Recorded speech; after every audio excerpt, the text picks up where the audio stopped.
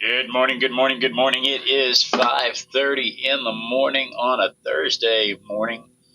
I am recording. It is 5:30 in the morning. That means it's time for us to pull a toy out of the toy box, a random object out of the Random Object Randomogrifier, and draw it and talk about it. I'm going to spritz these watercolors real quick, make sure they're nice and juicy and moist for later, so that when it comes time to use them, I don't have to scrub them. I can just tap them with my little brush.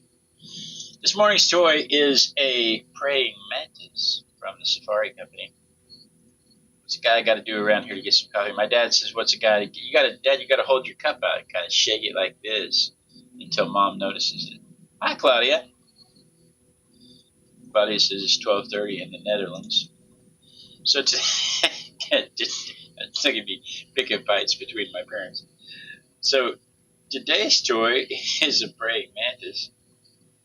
Yeah, from the Safari Company, and this one is life size because praying mantises are only about that big, and the toy is that big. So this one is a life size one. It's got a lot going on with all those spindly little legs. I am very appreciative that this is not a Tuesday drawing. That would have been an issue. I probably would have thrown it back. But it is fairly straightforward. It is basically just a stick. I'm looking at it. I can't tell if it's a. It kind of looks like it's doing both, sloping up and sloping down. So there's a little bit of that going on.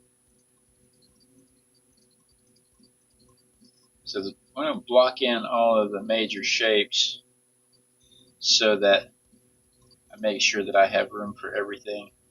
See, there's a lot going on over here that I want to make sure I've got room for. I want to make sure that I have room for everything on the page and that I don't run out of room.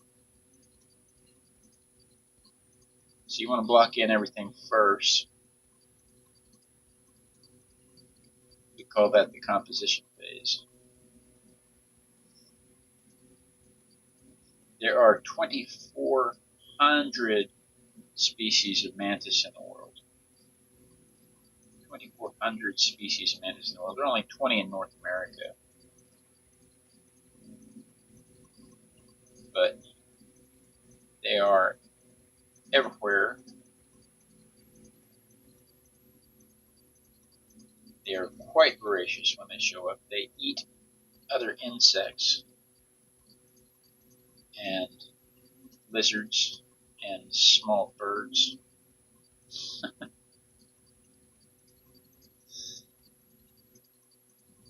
Some of them look like leaves. Some of them just look like little green sticks like the one we have here. They have a very distinct look to them. I mean, if you've never seen one, I really don't know how that happens. But you instantly recognize them when you see them because they are very, very distinct looking. With their scimitar-shaped front legs that they use to strike their prey very, very quickly. Very, very quickly. Sound like I should be hosting a Tonight Show.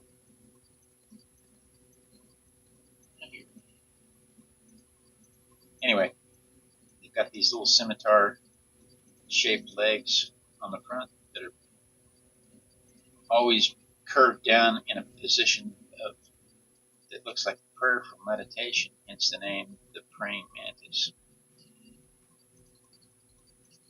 Some of them look like leaves, some of them look like sticks.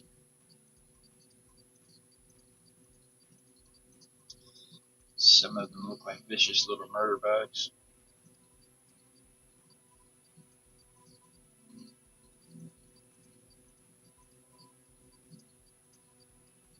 I moved on from the composition. If you can't tell, I moved on from the composition phase and I've just started adding in some details.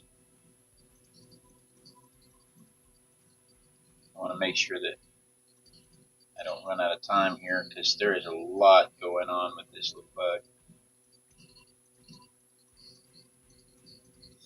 And I've got some anchor details like this antennae coming down in front of this leg that I want to make sure I get on this image. This antenna. Do they eat plants at all? No. They do not eat plants at all. That is one of the defining characteristics of a mantis. In Oklahoma and Texas and across the southern U.S., there are walking sticks and leaf plants, leaf bugs that look like praying mantises and probably have evolved to look like praying mantises so that other insects will avoid them, or I'm sorry, other animals will avoid eating them. But you can tell them apart pretty quickly because they eat plants. And so if your walking stick or leaf plant or leaf shaped bug is eating a leaf, it is a leaf eater or a walking stick, which is actually the name of the bug. Walking stick. Its scientific name translates it to a walking stick. But if it's eating a lizard or a small bird, it is a praying mantis.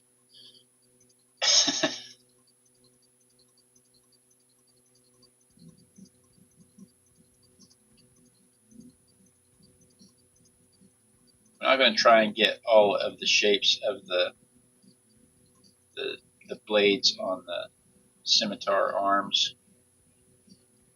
We're just going to get essence of that. Tell me if the music's too loud. The music volume varies based on the musician. So let me know in the chat or in the comments below if the music's too loud. I don't want the music to be distracting. Small bird. Yeah, they catch hummingbirds and sparrows. Some of these things are really quite large.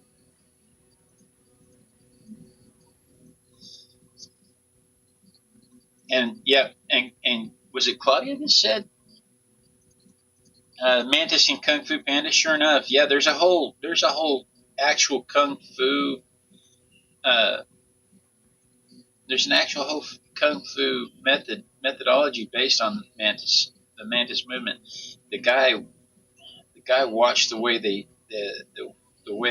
would strike their prey with super fast accuracy, the way they held their little mitts, their little knife hands, and he began to mimic it. He bobbed back and forth with his head to the side. Mantises are one of the only insects that can turn their heads. They have a flexible neck. So they're one of the only insects that can turn their heads, and they have binocular vision. So they're very unique in that endeavor. They're very adept at catching and killing other things. And they're descended from cockroaches. So they're everywhere. And they're very adept at survivability.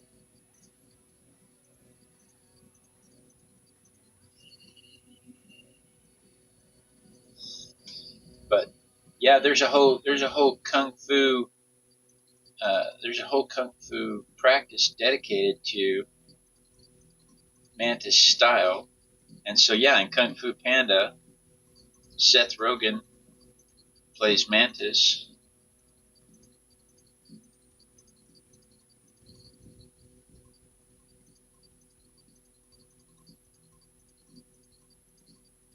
And we get to see his little chotwa, Kung Fu stuff. My youngest son loved Kung Fu Panda. And he would do that, and whenever we talked about Kung Fu, he would just all of a sudden, Hwa!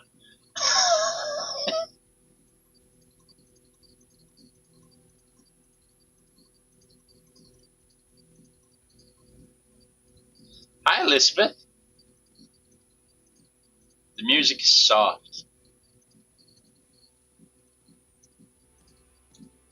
See if that helps.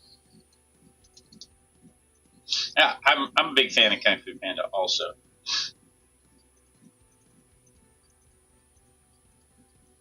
They're talking in the chat about how much they like Kung Fu Panda. I'm a big fan of Kung Fu Panda also.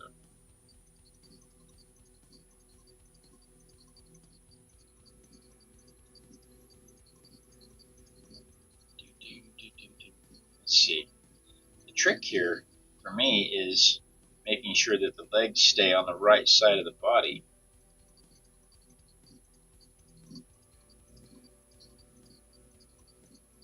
Alright, I think that's pretty good for now. I've been looking all over for this pen this morning.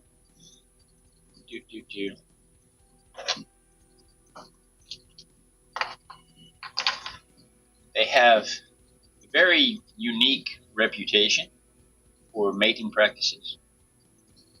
They are known for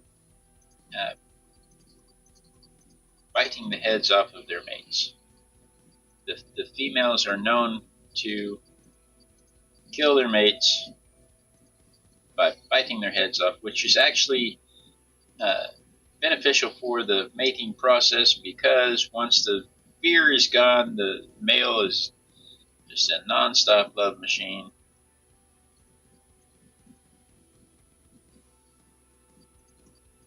And so it works out well for the female getting her eggs, not so much for the male. But I drew a comic once where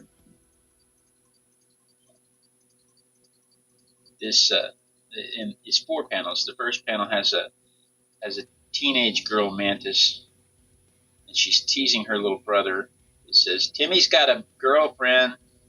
And in the next panel, there's Timmy, the preteen mantis, with a bite taken out of his head. And his mother notices, and she says, in the next panel, "I think it's time for you to talk to your father, to have the talk with your father." And we go to the 4th panel, and it says, "Dad, Mom says you and I need to talk." And the dad is there with his head missing, and he's just kind of bumping into the wall.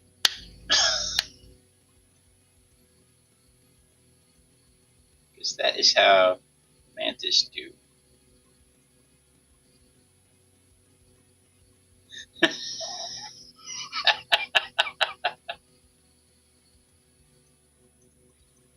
thought about digging that up and showing it to you, but I probably should have.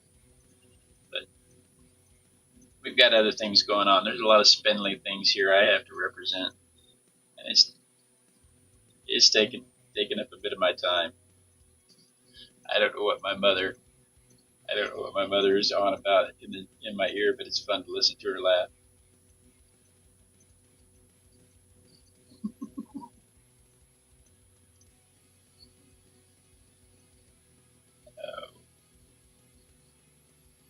Let's see here. This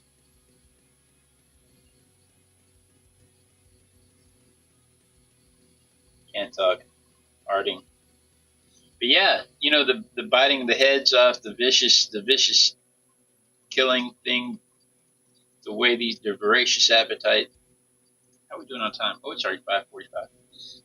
Inspired a movie, 1957, The Deadly Mantis.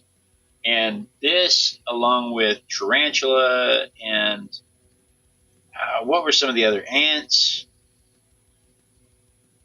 There were a bunch of huge monster bug movies that came out in the 50s. And in Mantis, in Deadly Mantis, they find a million-year-old praying mantis frozen in the ice, and it's huge. It's 200 feet long, and the recurring line throughout the movie is that EMS people show up after the disaster, and the authorities are like, "You guys can just go home. There aren't any bodies." They say that 2 or 3 times throughout the movie. So we tap into its voracious appetite. We tap into its survivability.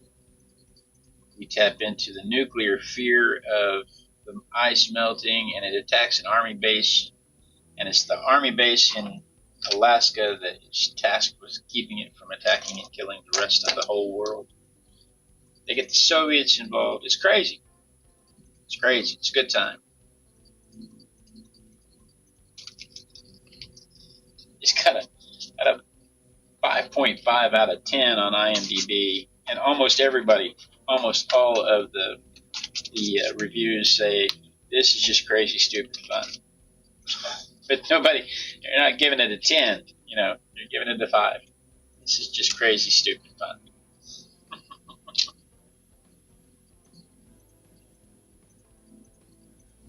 I guess the part that shocks me the most about that is they didn't make a sequel. In the 50s, if a movie was, even today, if a movie gets even just a little bit of traction, look how many Star Wars movies there are.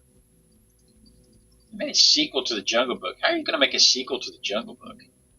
They made a sequel to The Little Mermaid. Some of that doesn't make any sense. This should be better.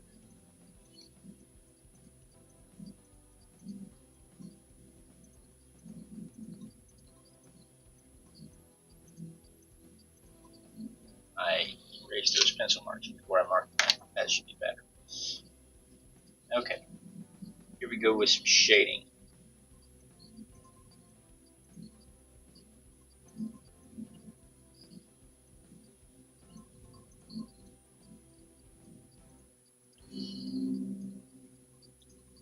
So where were we? Deadly Mantis. We talked about Kung Fu Panda already. We talked about them eating small birds. But I'm really shocked they didn't make a sequel to Deadly Mantis. Because honestly, you have everything you need to make a sequel. Because while the vast majority of praying mantises are known for breeding by eating the heads off of their mates. That's a common thing that happens in mantises around the world. There is a species in North America, very specific to North America, that practices parthenogenesis. Parthenogenesis, that's a big word for Elmo. Parthenogenesis, that's a big word for Elmo. That is when they breed without males. There are no males. What was the name of that? I thought I wrote it down. I can't think of the name of the species, but there are no males in the species. And at first they thought maybe they were like anglerfish, where they have where the males just embed themselves in the body of the female, and she just carries around microscopic males with her for the rest of her life to impregnate her. Nope, that's not happening. And then they thought, well, maybe it's what do you call that when twins are born? Oh, there's a word for it. I can't think of it. But maybe they're having maybe the males are twins in the egg sac, and they're being absorbed by the females, and it's nothing but the gonads left to impregnate the females from inside. And no, there are no Y chromosomes. It is all just double X. So I mean, they've really looked into this. They've had them in captivity and watched them, and there are no Y chromosomes at all.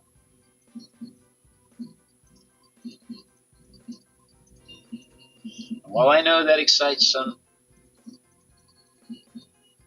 some women, doesn't sound very nice to me.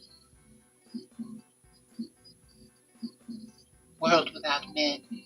Be a world without people. So, I mean, there's that. But, back to my movie. They could have easily said that she laid eggs. They could still do it today. They could still come back and say that she laid eggs. And it only took 67 years for the eggs to hatch, because how long, what is the gestation period for prehistoric giant mantis eggs trapped in ice, right? Pretty sure that that's not, there's no science there that they have to worry about interfering with. So they could still do it today.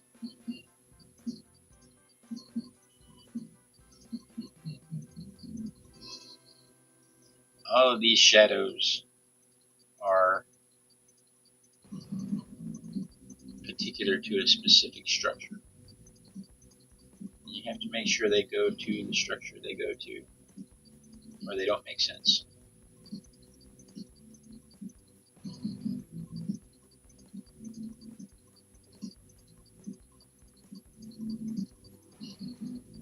And some of them are darker because they are closer to the body.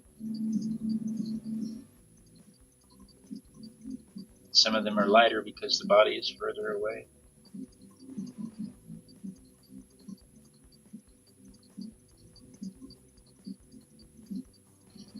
And some of them are just a mess. You gotta watch out, because some of them are just really just a mess. And you have to make sure that you leave your reflected light underneath so that your object still looks round.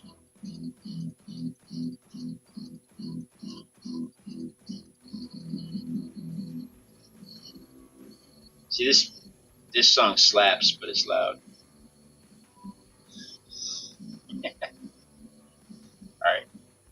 I don't even think we're going to try and wait for that to dry. I think the bug part of it's dry. I think we can move on to the green. Subtle hint.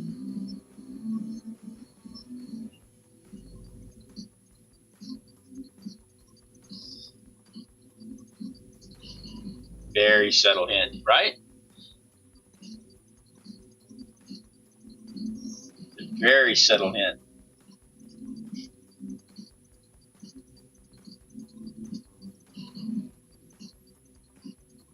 How are we doing on time? Oh, it's 5:53. We got to get a move on. I've only got 10 minutes, and we still have to ink this.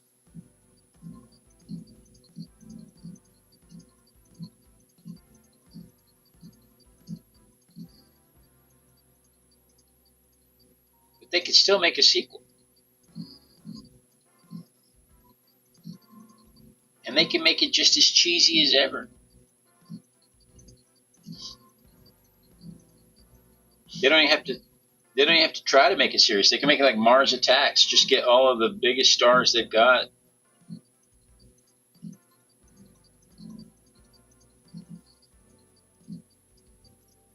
Just get all of today's biggest stars and have them camp it up. I bet a lot of the major actors would do it for scale, just to be part of something so cheesy. I don't know if you noticed, Liam Neeson, who is known for his Star Wars and his serious roles, his Star Wars, his the movie Taken, where he's a baddie, where he's a big fighter trying to get his daughter back. Taken 2, where he's got to go get his wife. Taken 3, at some point you think he's just not very good at keeping his family protected as he thinks he is. I mean, it happened 3 times, so at some point you just got to question your security. But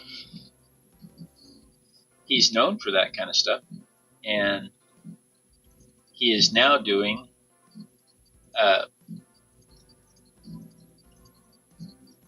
he's now the face of Naked Gun,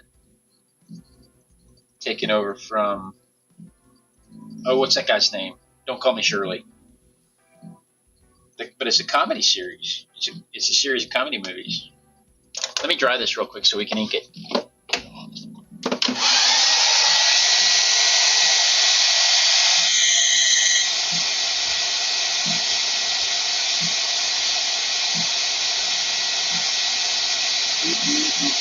I've got to figure out how to make this microphone not get blasted out by the hairdryer. The little clip-on microphone I used to have would cut the hairdryer out and I could keep talking. But this microphone doesn't do that.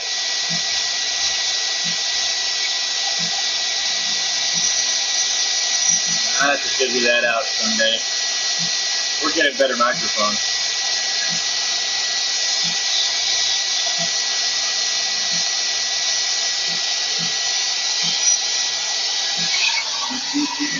Anyway, back to my story.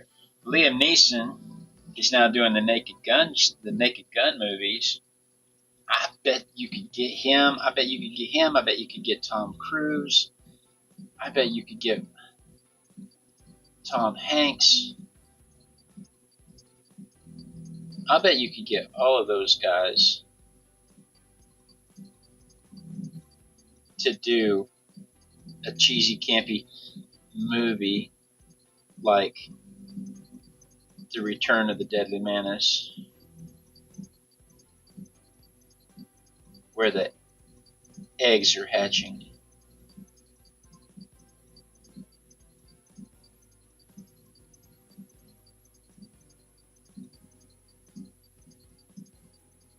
Especially if they were in it. Like, there's some people still around, like, what's the dude's name from A Few Good Men?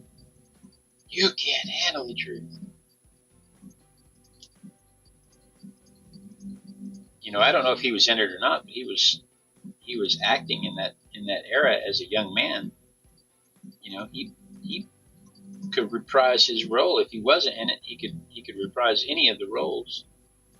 He was in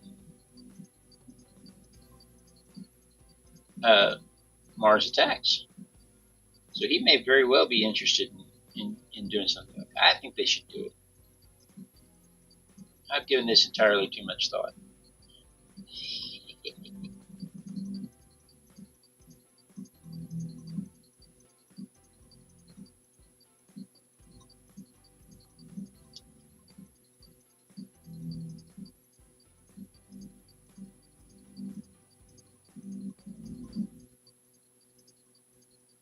You'll notice on the ones in the back, I'm not giving them as much weight. I'm still coloring them in. I'm still lining them out, but I've turned the pen sideways, and I'm not giving them so much weight. I want them in the background. I don't want to draw. You know what? I didn't even color in that head. Let me finish this part. I left that whole head. See, the stuff that's in the front gets the heavier lines. That's what moves it to the front. The stuff that's in the back gets the side of the pen. Let me get this one little part here that I didn't catch earlier. Right there.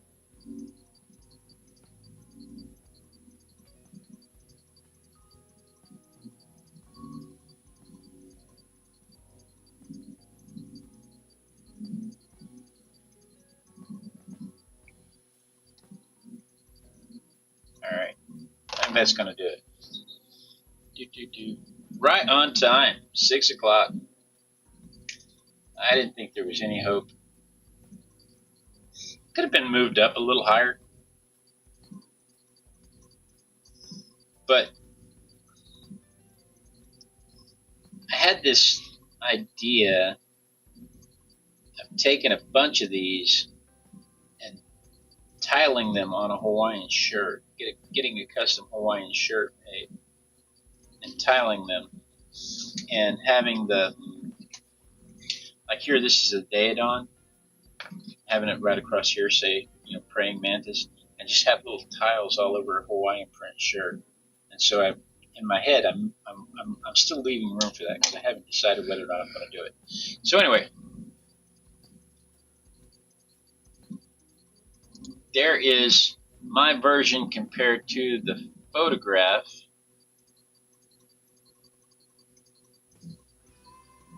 And then let's see here. We have to first turn the microphone off. If I can find the button. Button. That's the button. There we go. Turn the microphone off. Safely eject the camera.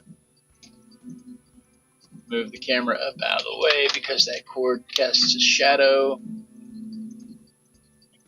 And then get the phone. And then let's see it from my perspective.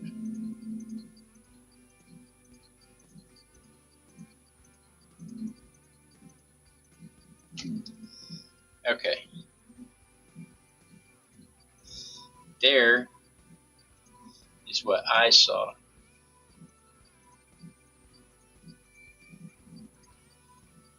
So that is what we did for the... Is Claudia leaving already? That is what we did for the show today. The little girl has already pulled a toy for tomorrow, so let's see what the toy is for tomorrow here. We have a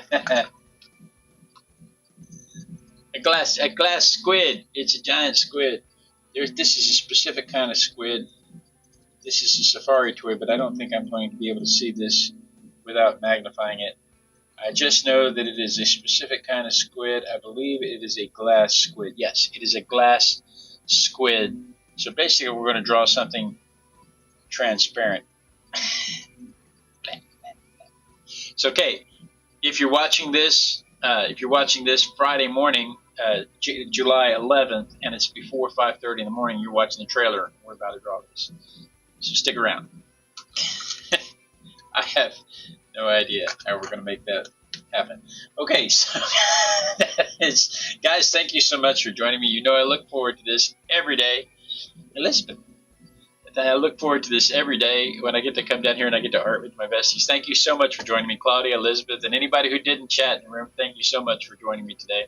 I really do appreciate it. Be sure and tune in tomorrow. Same Artistic Biker time, same Artistic Biker channel. And we dance. We dance.